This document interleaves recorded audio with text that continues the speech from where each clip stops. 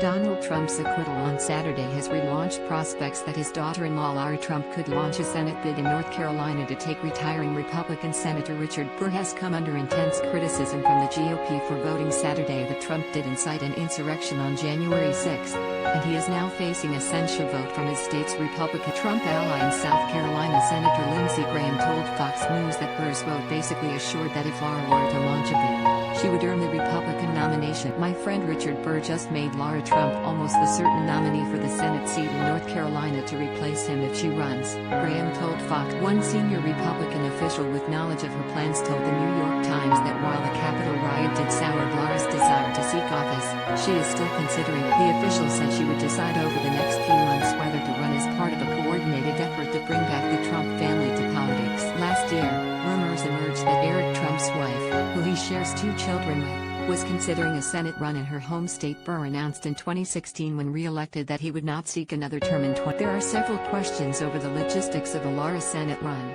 however, including her Lara, Eric and their kids Caroline, 1, and Eric Jr., 3, live in the northern suburbs of New York City, and if she was successful they would need to move to. Several Trumpian Republicans have announced they are launching primary bids in local elections in the midst of the fallout from the Capitol insurrection, which Democrats and 7 Republican senators pegged on the former president. The Senate ultimately failed to earn the 2/3 votes needed to convict Trump for incitement of insurrection on Saturday in a 57-4. Richard Burr will face Monday a censure vote from North Carolina's Republican Party after he joined 6 other Republicans on Saturday in voting in favor of convicting Donald Trump for inciting an insurrection. The move by Burr's home state GOP is the latest in fallout for the 7 Republican senators dubbed Republicans in name only or RINOs. The vote to formally express disapproval of Burr is expected to pass swiftly with overwhelming support for censoring him. "I am voting yes because he failed his state and his constituents by voting to convict former President Trump in what was an unconstitutional trial. A trial that even he said was unconstitutional,"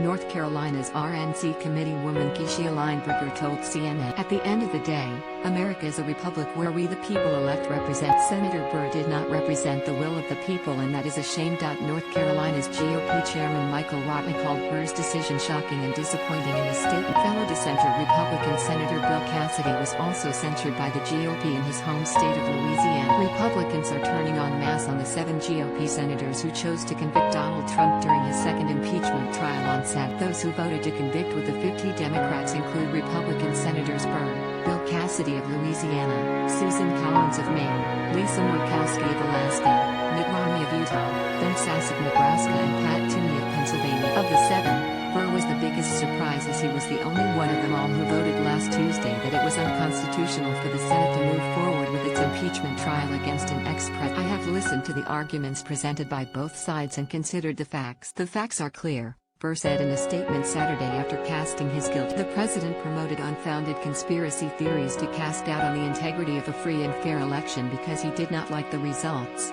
he continued. As Congress met to certify the election results, the president directed his supporters to go to the Capitol to disrupt the lawful proceedings required by the Constitution. When the crowd became violent, the president used his office to first inflame the situation instead of immediately calling for an end to this. Trump was ultimately acquitted 57-43, with Democrats falling 10 votes short of the 67 needed to convict the former president of inciting insurrection before the January 6 siege of the U.S. Capitol. A 2/3 vote was required to successfully convict. While 43 Republican senators chose to support the former president, 7 ultimately agreed that Trump violated his oath of office by stirring MAGA fans into a frenzy.